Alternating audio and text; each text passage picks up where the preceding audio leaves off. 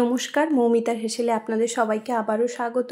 আশা করছি আপনারা সবাই খুব ভালো আছেন, আমিও ভালো আছি। আজকে বানিয়েছি ভেটকি মাছের পাতুরি। আমি কিভাবে বানিয়েছি সেটাই আপনাদের সাথে শেয়ার করলাম। নিয়েছি প্রথমেই দেখুন ভেটকি মাছের ফিলে 6 পিস মতো নিয়েছি, এরমভাবে সাইজ করে কেটে নিয়েছি।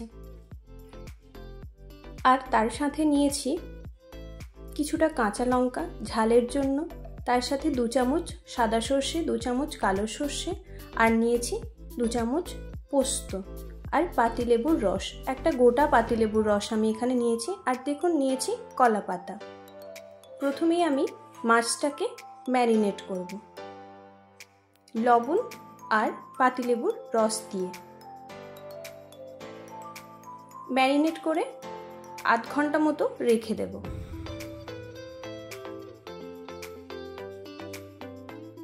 দেখুন ম্যারিনেট হয়ে গেছে, এটা আমি আধ ঘন্টা মতো রেখে দেব। এদিকে একটা মিক্সিং জারে নিয়ে নিচ্ছি সর্ষে, পোস্ত আর কাঁচা লঙ্কা দিয়ে বেশ ভালো করে এটা পেস্ট বানিয়ে নেব। খুব বেশি জল দিয়ে পেস্ট করা যাবে না।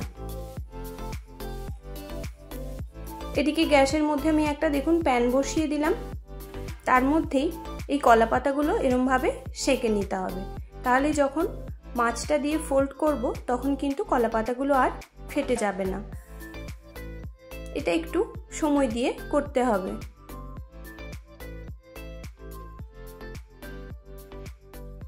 সব কলা পাতাগুলোই এইভাবে সেঁকে নিতে হবে।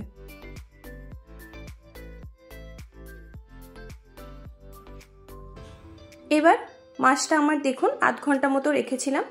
এবার এর মধ্যেই দিয়ে দিলাম 1 চামচ মতো টক দই। তার মধ্যেই পোস্ত, সর্ষে, কাঁচা লঙ্কাটা পেস্টটা দিয়ে ভালো করে এটা মাখিয়ে নেব।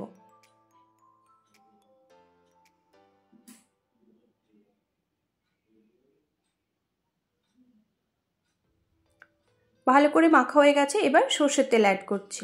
1 টেবিল চামচ মতো সর্ষের তেল দিলাম। আর দেব স্বাদ অনুযায়ী লবণ দিয়ে আবারও ভালো করে মেখে নিচ্ছি।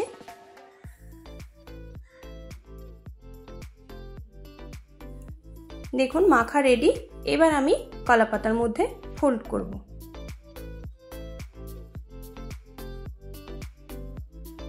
এক পিস করে মাছ দিলাম আর তার সাথে একটু সর্ষের গ্রেভিটা দিয়ে দিলাম।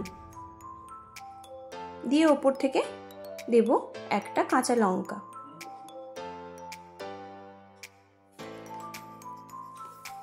দিয়ে ভালো করে মুড়ে বেঁধে নিতে হবে। এই সময় একটু সাবধানে বাঁধতে হবে যাতে কলা পাতাটা কোনোভাবে ফেটে না যায়।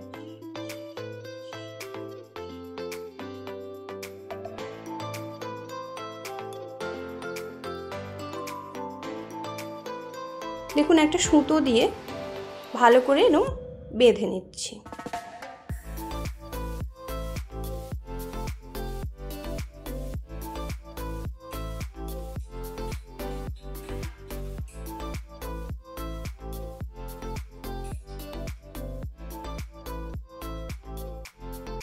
হয়ে গেছে, একটা এরমভাবে পুরো বেঁধে নিয়েছি। আরও একটা আপনাদের দেখাচ্ছি।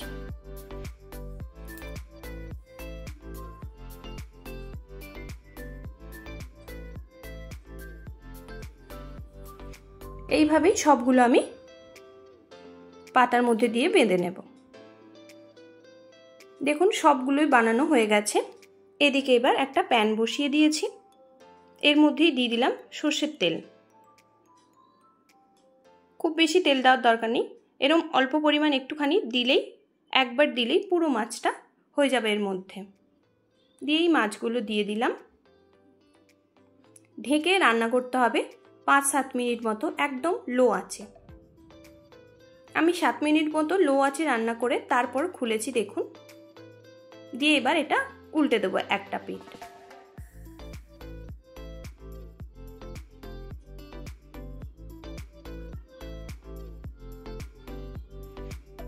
দেখুন উল্টে দিলাম।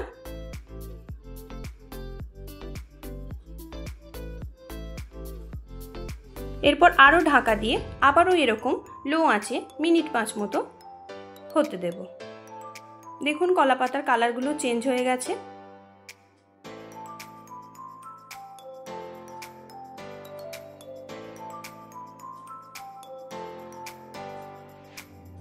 আর একবার এরকম উল্টে দিয়েই এটা